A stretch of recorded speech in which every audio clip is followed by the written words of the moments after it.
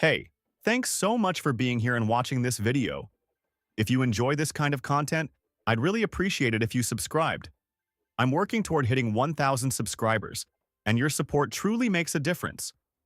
Don't forget to leave a like so more people can discover this story. Every video I make takes time, effort, and a lot of care just for you. Feel free to share it with your friends and make sure to stick around until the end. I hope you enjoy it. My mom looked me in the eye and said, "We can't afford to feed you." Then kicked me out at 18. Like I was nothing. 10 years later, I built a Michelin-Star restaurant.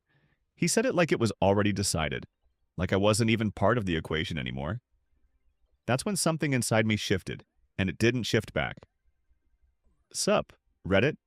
This one's been sitting with me for years, and I finally feel ready to lay it out.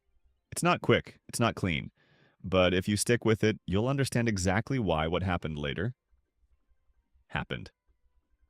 I'm Jake, 28, male. I grew up in what most people would call a normal middle-class family in Ohio. Dad worked as an insurance adjuster. Mom did part-time bookkeeping for local businesses. We weren't rich, but we weren't struggling either. At least that's what it looked like from the outside. My younger sister, Natalie, 26, was born when I was 2. And from that moment on, things started shifting. Slow enough that as a kid I couldn't name it. But I felt it. Everything became about her. Every decision, every purchase, every plan. When I was 8, I asked for a new bike because mine was too small. Dad didn't even hesitate. "We can't afford it." 2 weeks later, Natalie got a full princess-themed bedroom set, around $800. I remember seeing the boxes stacked in the hallway. A $60 bike had been too much. That pattern didn't stop. It just became normal. I wore hand-me-downs. Natalie got new clothes every season. I shared a cramped room with storage boxes. Natalie had the master bedroom. Birthdays made it impossible to ignore. Mine meant a card and maybe $20. Hers meant full-themed parties, dozens of guests, decorations, photos, everything. When I asked why, Mom would always give the same answer. "You're tough. You can handle things." Which, over time, I realized meant handle it yourself. High school didn't fix anything. It made it worse. Natalie's competitive dance got thousands. Costumes, travel, coaching. One season alone was close to $2,000. When I asked to join the culinary club at school, it was a $5 membership fee. Mom said, "Not right now." That should have been it. But it wasn't. Mr. Peterson, the club advisor, noticed I kept showing up anyway, watching, staying after. He started letting me practice, teaching me techniques most students didn't get until much later. "You've got natural instincts," he told me once after I nailed a hollandaise on my 3rd try. "Most people take months." And for the first time, something clicked. In the kitchen, things made sense. Effort led somewhere. Control existed. At home, nothing worked like that. My parents never came to a single culinary showcase. Not one.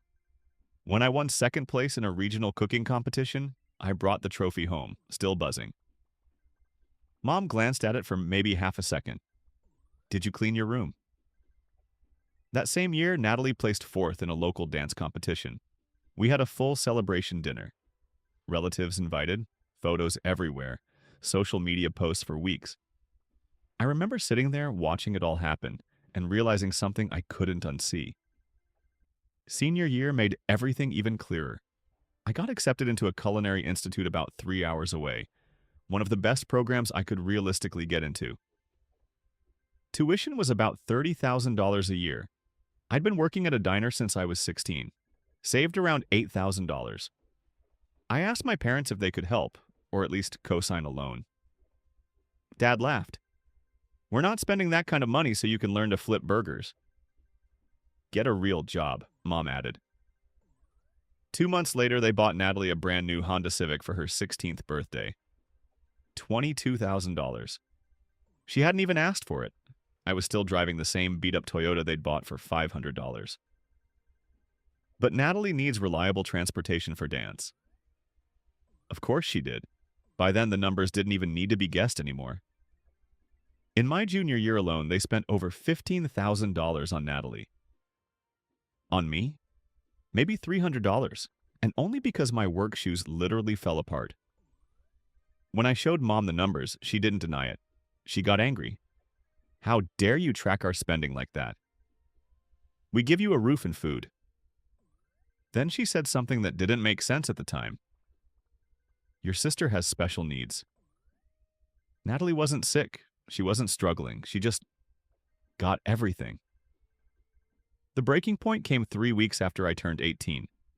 I'd been accepted with a partial scholarship, 40% covered. I still needed $7,000 for the first year. I applied for every grant, took extra shifts, sold whatever I could. I asked them one last time. Not for a gift, a loan. I had a full repayment plan printed out. Dad didn't even look at it. No, we don't have that kind of money, Mom added. The next day, Natalie walked into the kitchen and casually said she wanted to do a summer dance intensive in New York. 8 weeks, $12,000. Dad didn't hesitate. Of course, sweetheart, we'll make it work. And that's when it finally snapped. Not loudly, not dramatically, just something inside me broke clean in half. Because in that moment, it became obvious they were never going to choose me. Not once. I don't understand, I said quietly. How do you have $12,000 for Natalie, but not $7,000 for my education? Mom sighed. Natalie's program is an incredible opportunity. Your cooking school is just cooking. It's one of the best culinary institutes in the country. It's a waste of money, Dad cut in. You'll end up in a kitchen for minimum wage. He didn't even look at me when he said it. At least Natalie's training might lead somewhere. They really believed it, that what I cared about didn't matter, that whatever Natalie wanted automatically outweighed anything I could ever build. And the next morning, they made it official. My belongings were already packed. Trash bags, sitting by the front door like I was something that needed to be taken out. Mom stood there with her arms crossed, not moving. We've decided it's time for you to move out. No build-up, no conversation. Just done. You're 18. You're an adult. We need the space, and we can't afford to keep feeding you while saving for Natalie's program. That line stuck. Can't afford to feed me. They had $12,000 ready for dance training, but feeding me was suddenly too much. You're kicking me out, I said. Not loud, just stating it. Dad stepped in like he was correcting something. We're helping you become independent. A small pause. You're an adult. Time to stand on your own feet. Helping, that's what they called it. I looked past them toward the stairs. Natalie was standing there, watching. She didn't say anything, didn't interrupt, didn't even shift her weight. Just stood there like this had nothing to do with her. That was the part that settled it. I didn't argue, didn't raise my voice, didn't ask for anything. I just picked up the bags, walked out, and loaded them into my car. And then I left. No goodbye. No one followed. That was the last time I ever stepped foot in that house. The first few months after that weren't dramatic. They were just hard. Diner wages didn't stretch far enough for rent. Not even close. I tried to make it work anyway. Didn't. Mr. Peterson found out. He didn't ask for details. Didn't make it awkward. He just said, "You can stay with us for a bit." His couch turned into something I didn't realize I needed that badly. Stability. His wife made sure I ate real meals. Not leftovers, not whatever I could afford. Actual food. They treated me like I mattered. In 4 weeks, they showed me more care than my parents had in years. This is temporary, Mr. Peterson told me. You've got talent. Don't let them take that. So I didn't. I deferred my culinary school acceptance for a year. Picked up a second job washing dishes at Meridian, a higher-end restaurant. Between both jobs, I was working close to 90 hours a week. No space to think. Just work. The kitchen at Meridian was different, faster, tighter, less forgiving. Chef Anton ran it like everything mattered because it did. He was intense, controlled, precise. After about a month, he pulled me aside. You're wasting talent washing dishes. That was all he said. The next day, I was moved to prep, breaking down chickens, dicing vegetables, making stocks. Repetition, precision, no shortcuts. It wasn't glamorous, but I was learning. Every shift added something. Anton didn't praise much, but when he spoke, you listened. You have good instincts, he told me once, but instincts mean nothing without discipline. I kept that. 6 months in, I managed to rent a room in a house with 3 other guys. Nothing special, but it was mine. Meanwhile, Natalie's summer intensive happened. My parents posted constantly, photos, updates, comments about how proud they were, how amazing her experience was. There wasn't a single mention of me, not one. I unfollowed all of them. Didn't need to see it, didn't need the reminder. By the time I finally enrolled at the Culinary Institute, I'd saved enough to cover most of my first year. Took minimal loans for the rest. The program was intense. Classical French techniques, molecular gastronomy, wine pairing, restaurant management. But it didn't feel overwhelming. It felt familiar. I'd already been working in kitchens for over a year. While others struggled, I kept moving. Second year, I landed an internship at a Michelin-starred restaurant. Chef Linda Park. She had a reputation. Demanding, precise. No tolerance for excuses. She pushed me harder than anyone had before, but she also paid attention. One time, I suggested a modification to one of her dishes. She didn't dismiss it. She told me to make it. I did. She tasted it, paused, then added it to the menu. You've got something, she said. That instinct for flavors, you can't teach that. I didn't forget it. I graduated at the top of my class. My parents weren't there. Mr. and Mrs. Peterson were. That was enough. Chef Park offered me a line cook position. Most people would have fought for that opportunity. For me, it was the next step. The next 4 years changed everything.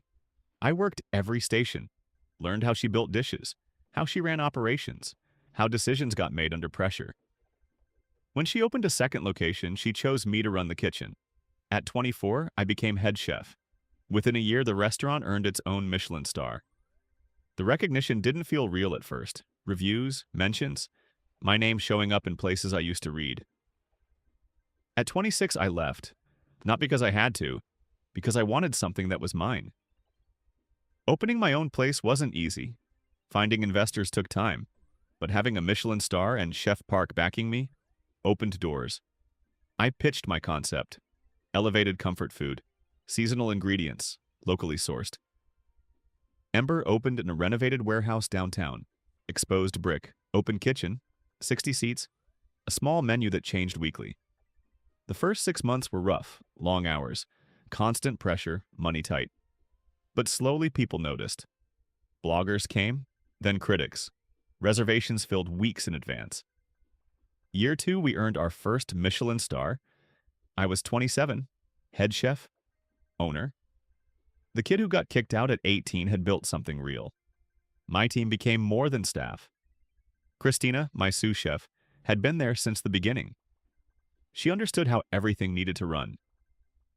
You built something real here, she told me once. Not just the food, the culture. For the first time, life felt stable. Everything I had, I built. And then they showed up. It started with a reservation. The name didn't hit me right away, but something about it made me look closer. Party of 4. Mitchell. Same last name. Same hometown area code. Then the guest note. Looking forward to the incredible food. Natalie. They found me. After 10 years, they found me. Christina noticed I'd gone quiet. Everything okay? I didn't answer right away, just stared at the screen, then left the reservation exactly as it was, but added one note. Do not comp anything, standard service only. Saturday came, and I hadn't felt like this in years. They arrived right on time. I watched from the kitchen pass as the host seated them. They were already sitting there before I was ready to process it. And somehow, they still expected this to go their way. Mom looked older. Not dramatically, but enough that it caught my eye. Dad had put on weight, face fuller, movement slower. Natalie, on the other hand, looked exactly like herself, just louder, overdressed for the space, like she needed to stand out. And there was a guy with her. They all looked around the restaurant like they were impressed, but trying not to show it too much, like giving too much credit would cost them something. Mom was already scanning the menu, eyebrows slightly raised, probably at the prices. The tasting menu was $150 per person. A la carte ranged from $35 to $75. Standard for a Michelin-starred place. Not cheap, but not outrageous either. Still, I could see it registering. Christina stepped beside me, quiet. That's them? Yeah. We didn't say anything else. A few minutes later, James came back from the floor. Table 12 is asking if the chef does table visits, he said. They specifically asked to speak with you. Of course they did. Tell them I'm busy with service, I said. If there's time, I'll try to stop by. There wasn't going to be time. They ordered the tasting menu. All four of them. $600 before drinks, tax, or tip. I didn't change anything. They got exactly what every other guest got.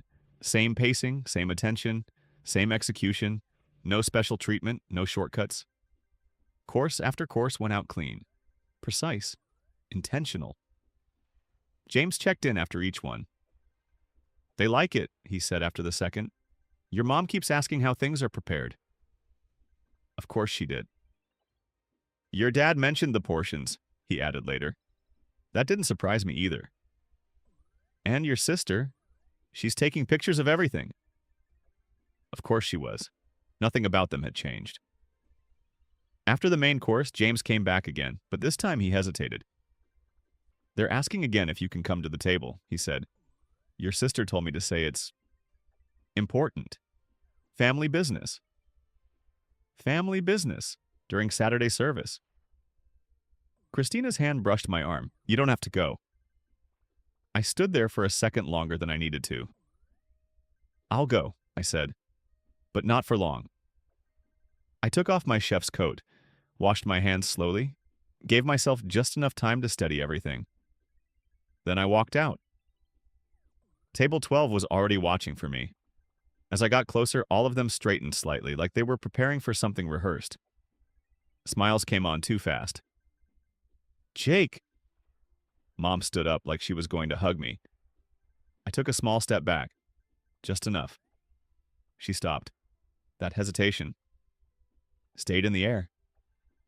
Good evening, I said. I hear you wanted to speak with the chef. The tone landed exactly how I meant it to. Formal, controlled, not familiar. Dad recovered first, stood up, reached out his hand.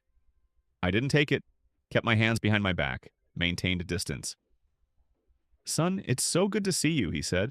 The food has been incredible. We had no idea you'd accomplished so much. Thank you, I said. We work hard to maintain our standards. Natalie jumped in before the moment could settle. This place is amazing, she said, smiling too wide. I've been posting everything. My followers are loving it. We had to come once we realized this was your restaurant. I looked at her. How did you find out? That part actually mattered. She didn't answer. Dad did. There was an article, regional magazine. They featured local chefs. You were in it. Of course. We recognized you right away, Mom added quickly. So that was it. Not calls, not curiosity, not pride. A magazine article. That's what it took. The piece was very complimentary, she continued. I told everyone we always knew you had potential. I used to talk about your cooking all the time. I didn't respond, just looked at her. Because the shift was so clean, it was almost impressive. From waste of money to we always knew. We were hoping we could talk, Dad said. Maybe after your shift. There are some things we'd like to discuss. Family matters. There it was again. I have a full evening, I said. Multiple seatings? Prep for tomorrow. Mom's expression tightened slightly. Surely you can spare an hour for your family. That tone. Same one. Same expectation. Like time, like boundaries. None of that applied when they wanted something.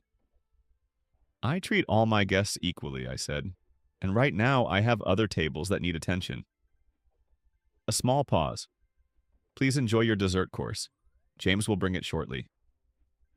I turned, started to walk away. Wait, Natalie called after me. Can we at least get a picture for my social media? I stopped, turned back. I don't do photos during service, I said. You're welcome to take pictures of the restaurant. Company policy. It wasn't, but it was now. I didn't wait for a response. Back in the kitchen, Christina looked at me. They want to talk about family stuff, I said, putting my coat back on. And? I told them I'm busy. She nodded once. Good. Dessert went out. Chocolate souffle, raspberry, vanilla bean ice cream. One of our best. James came back again. They liked it, he said. Took more pictures. Asked if you were coming back. Of course they did. When the check dropped, things slowed.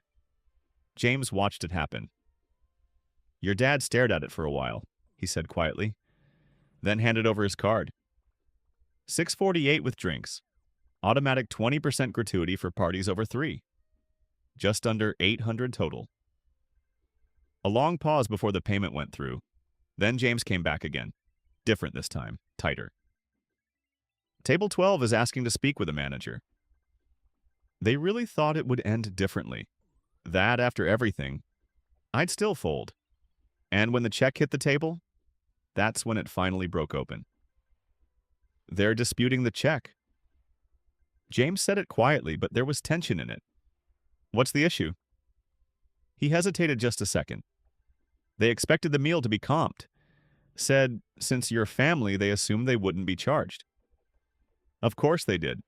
They showed up unannounced, interrupted the busiest service of the week, demanded my time, and now they expected hundreds of dollars in food and wine.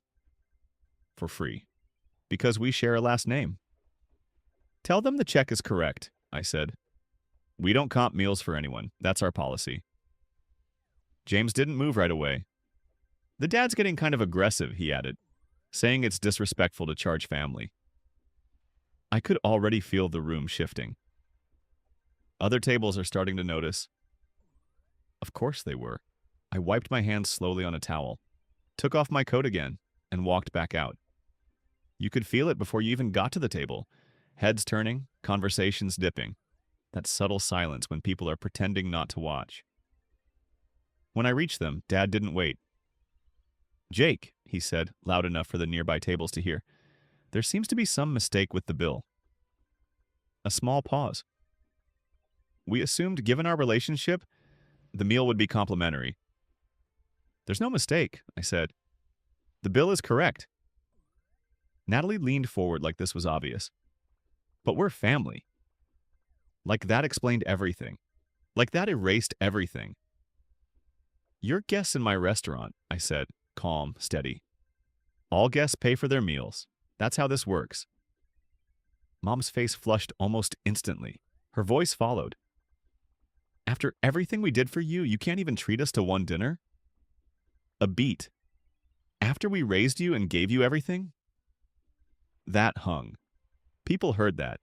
I could feel eyes on us now, fully on us. Behind me, I knew my team was watching. Christina was already near the pass, ready if things escalated. And for a second, I thought about saying it all. The trash bags. The we can't afford to feed you. The $12,000 for Natalie, the 0 for me. Getting thrown out at 18. Every single moment they rewrote in their heads. But I didn't. I kept it clean. Professional. The total is $777.40, I said. I'll need a credit card. Dad's jaw tightened. This is ridiculous, he said, louder now. We came here to reconnect, to support your business. A pause. And you're treating us like strangers. That landed. Clean. You are strangers, I said. No raise in my voice. You've been strangers for almost 10 years. Another beat. And this is a business, not a charity for people who happen to share my last name. That shifted the table. I signaled to James. He stepped in, placed the payment terminal down. No one at nearby tables was pretending anymore. Dad pulled out his card and threw it onto the table harder than necessary. "Fine," he said, "but don't expect us to come back." "I don't," I said. Simple. James processed the payment. No one spoke. The silence at that table felt thick, like everything they expected to happen had collapsed, and they didn't know what to replace it with. Mom opened her mouth once, closed it. Natalie stared at her phone, thumb hovering, not moving, probably trying to figure out what version of this she could post. The guy with her didn't say anything at all, just looked like he wanted to disappear. The payment went through, receipt printed. James set it down. Dad signed it quickly. Sharp, irritated strokes. No extra tip beyond the automatic gratuity. Then he stood up. "Let's go." They all followed. Chairs sliding, quiet, controlled, but not composed. As they turned, Mom looked at me again. Her eyes were wet. The timing was almost perfect. "We were so proud when we saw that article," she said. "We wanted to see what you built." A small pause. "We wanted to be part of your success." That part almost made me laugh. "You want to be part of it now that it exists," I said. Still calm. "Where were you when I was washing dishes to survive?" No response. "When I was sleeping on someone's couch?" Her expression shifted, but she didn't answer. "When I graduated at the top of my class?" Nothing. I kept my voice even. "You made your choice 10 years ago." A beat. "I'm just respecting it." Natalie finally stepped in. "You're being really unfair," she said. "We came here to make amends, and you're just holding grudges." That word. Grudges. "I'm running a business," I said. "If you want to make amends, we can talk. Not here, not during service." I held her gaze. "And not before you figure out what you're actually apologizing for."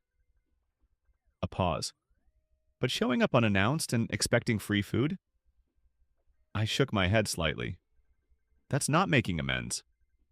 Another beat. "That's the same behavior you've always had."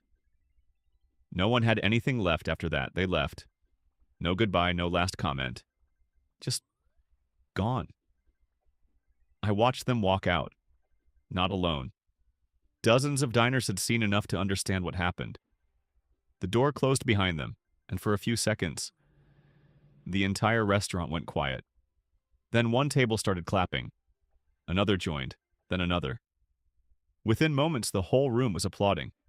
Not loud, not chaotic, but steady. Intentional. I nodded once, didn't linger. Turned and went back into the kitchen. Christina was waiting. "That," she said, "was incredible." A small pause. Professional, but brutal. Service continued, smooth, controlled. But the energy had shifted. People who'd seen it came up after, complimented the food more directly. Tips were higher. Reservations got rebooked on the spot. Word travels fast in rooms like that. After close, after cleanup, after everything finally stopped moving, I sat in my office and let it hit. All of it. The anger, the weight, the relief. Something else, too. Something quieter. I didn't let them rewrite it. I didn't let them walk back in like nothing happened. I didn't give them control again. A knock on the doorframe. "Christina. You okay?" I leaned back slightly. For the first time that night, it felt clear. "Yeah," I said. A small breath. "Better than okay, actually." They didn't stop. Not when they left, not when the doors closed, not even when the night was over. If anything, that's when it actually started. "They'll probably try to contact you again." Christina said it casually while we were locking up, but there was something behind it. She was right. Within an hour, I turned my phone back on. 17 missed calls, 32 texts, multiple voicemails, all from them. I didn't open a single one, didn't listen, didn't read. That night, I left it exactly like that. By Monday morning, it had already escalated, in a way I didn't expect. Natalie had posted. Of course she had. Her version of the night was something else entirely. According to her, they came to support me, and I publicly humiliated them, overcharged them, served mediocre food that wasn't worth the price.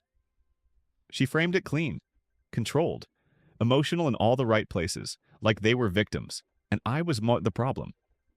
She had thousands of followers. The post picked up fast. Comments started stacking. People agreeing with her, saying I sounded arrogant, that families should support each other, that my prices were greedy. She knew exactly how to tell it. Cut just enough truth to make it believable. Twist just enough to make me look like the villain.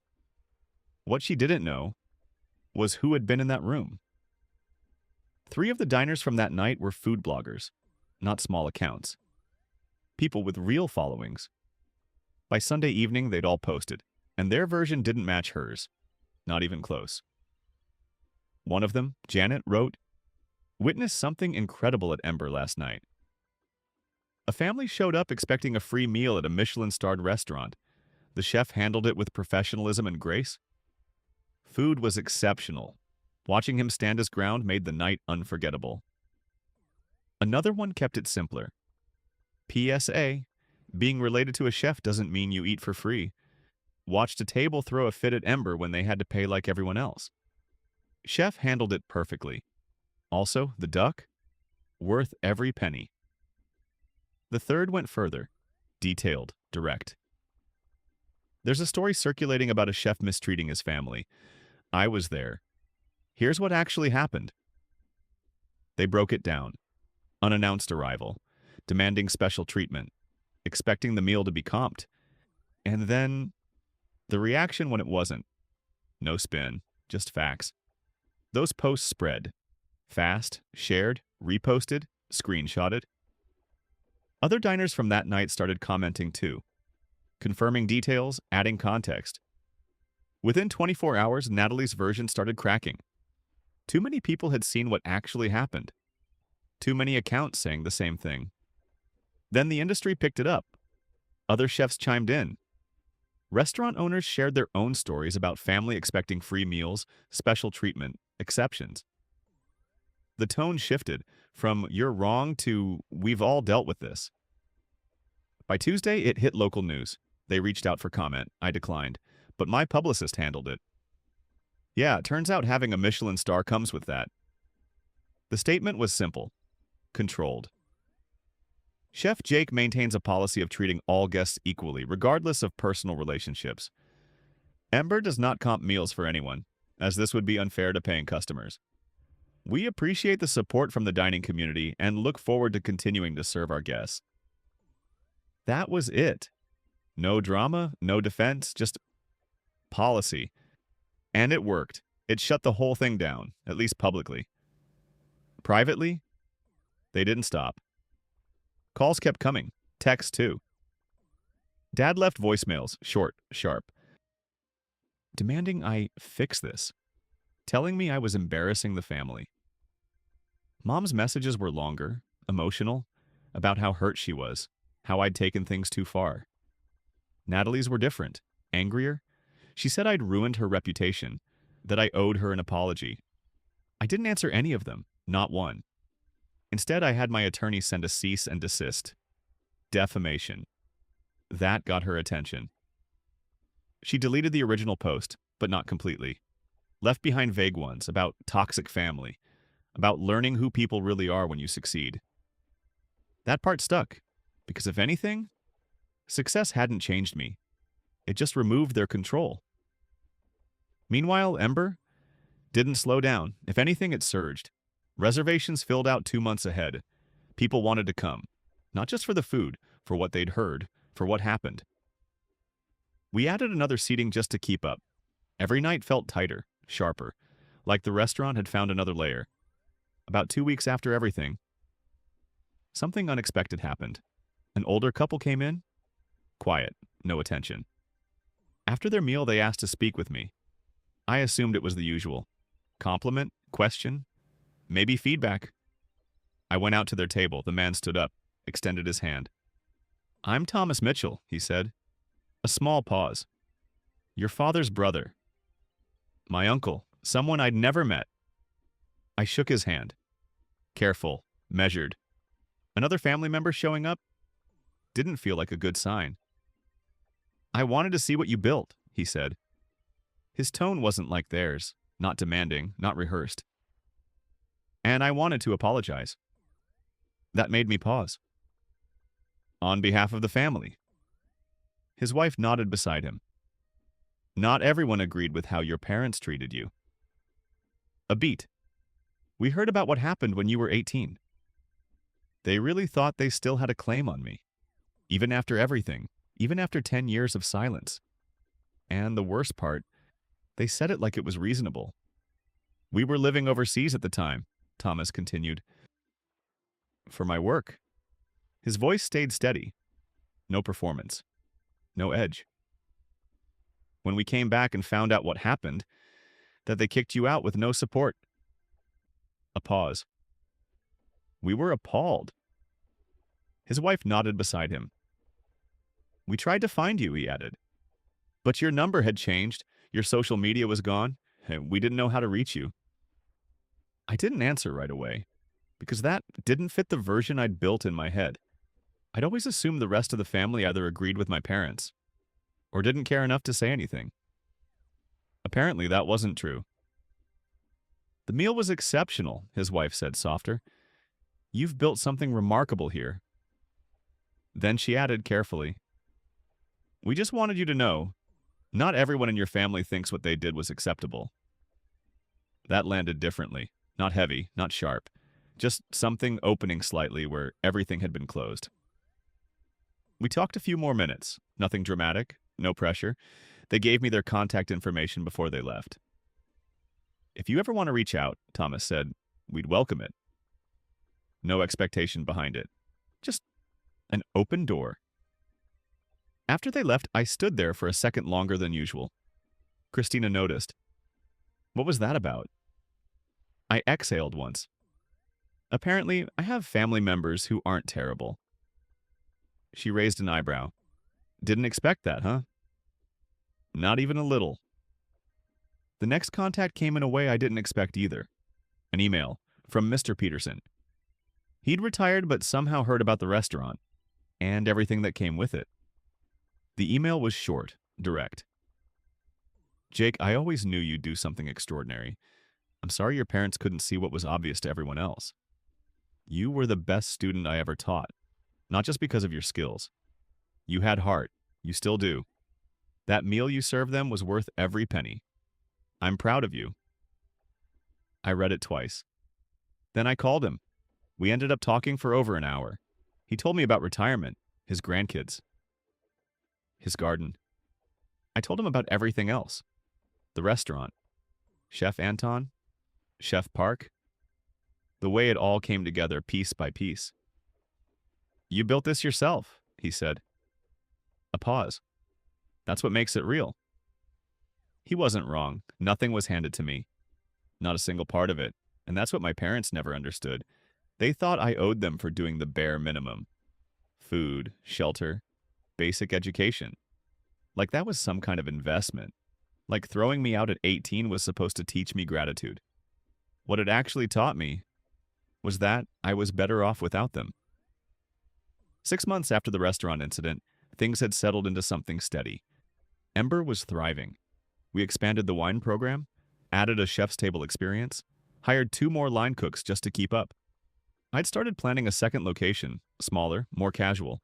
Same philosophy, just more accessible. It was exhausting, but it felt right. My personal life, that was different too. Better. I'd been seeing someone, Rachel, food photographer. We met at an industry event. She understood the hours, the pressure, the rhythm of restaurant life. Didn't try to change it. We'd been dating about 3 months, and it felt easy. In a way nothing else had before. She asked about my family once, early on. I gave her the short version. She listened, didn't interrupt, then just said, "Makes sense you built your own family instead." She wasn't wrong. The people at Ember, they were my family. We showed up for each other. Not because we had to, because we wanted to. Then the letter came. Not an email, not a message. A handwritten letter, forwarded through an attorney. From my parents, I read it once. then again, then a third time, because it didn't make sense. They were claiming I owed them money, compensation, for raising me, for my education. They argued that since I'd used skills from high school culinary club, they were entitled to a portion of my success. They wanted $25,000 for their investment. I actually sat there for a minute trying to figure out if this was real. If I was misreading it, I wasn't. They were trying to bill me for my own life. My attorney didn't even try to hide her reaction.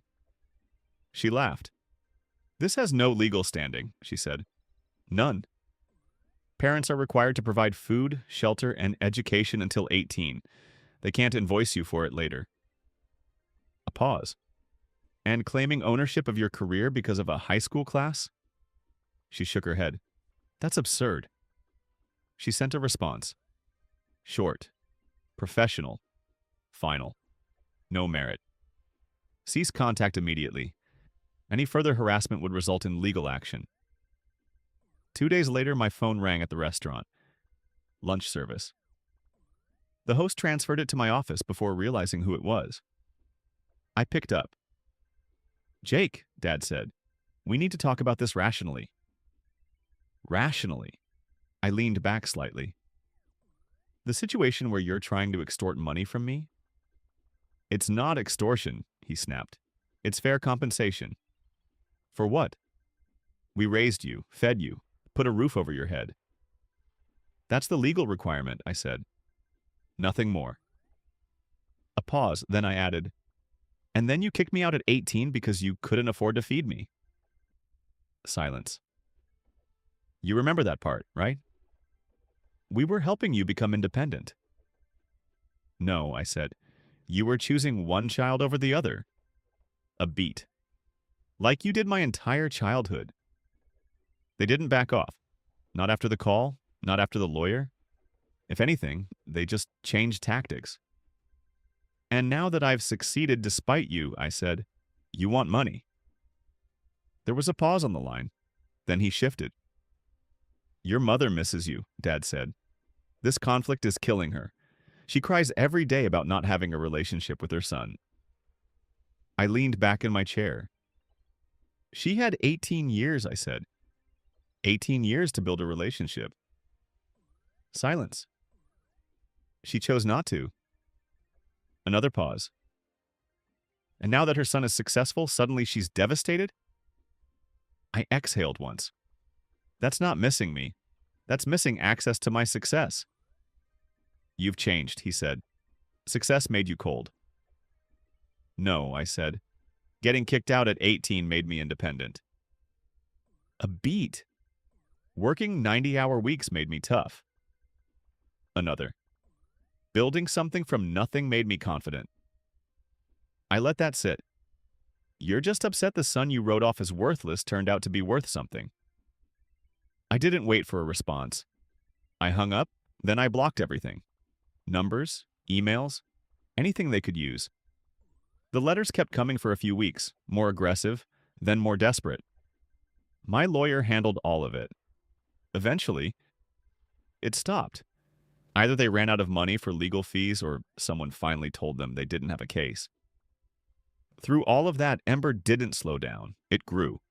Critics from national publications came in. We held our Michelin-Star. Then started getting attention for a second. I got invited onto a cooking show, one of those competition formats. Normally I would have passed, but the exposure made sense for the second location. So I did it. The show aired 3 months later. I didn't win. Placed 3rd out of 12. But it didn't matter. The exposure was massive. And one part of it stuck. There was a segment where I talked about getting kicked out at 18. About starting from nothing. That part resonated. After it aired, messages came in. Hundreds of them.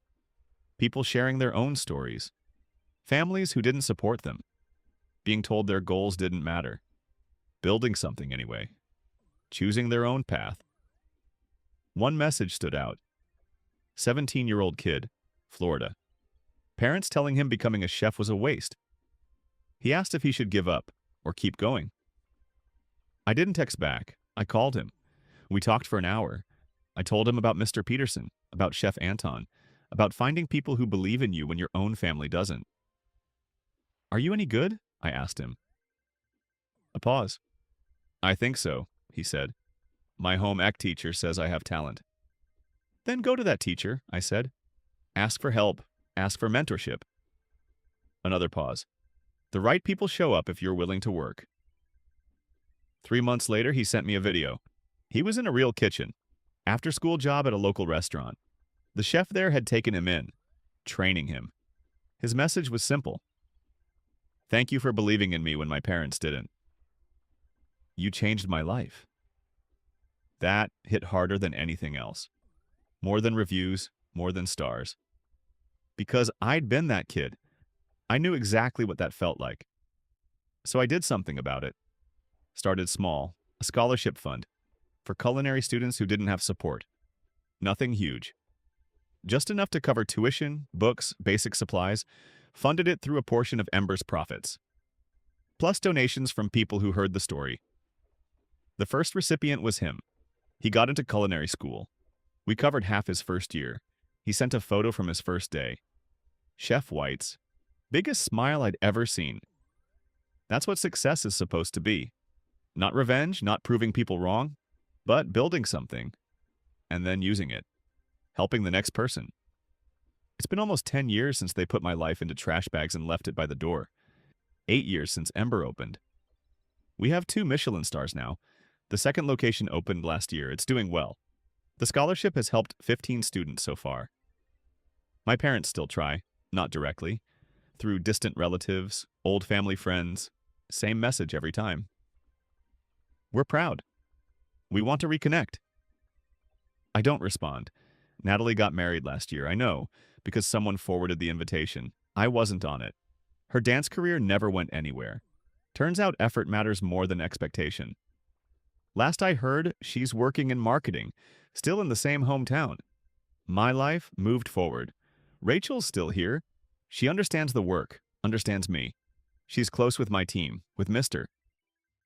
and Mrs. Peterson, with Chef Park, even Chef Anton when he visits. Her family took me in without trying to. No conditions, no expectations, just normal. Her dad tells people, my future son-in-law is a chef, like it's something he's genuinely proud of. Her mom asks me cooking questions, actually listens to the answers. Last month was Thanksgiving, at their place. Big table, loud, warm. Her grandmother had everyone go around and say what they were thankful for. When it got to me, I didn't overthink it. I'm thankful for the people who believed in me when it mattered, I said. A pause. For the chance to build something real. Another. And for finding a family that chose me. Rachel squeezed my hand under the table. Her dad raised his glass. To the families we choose. And for the first time in a long time, that felt complete.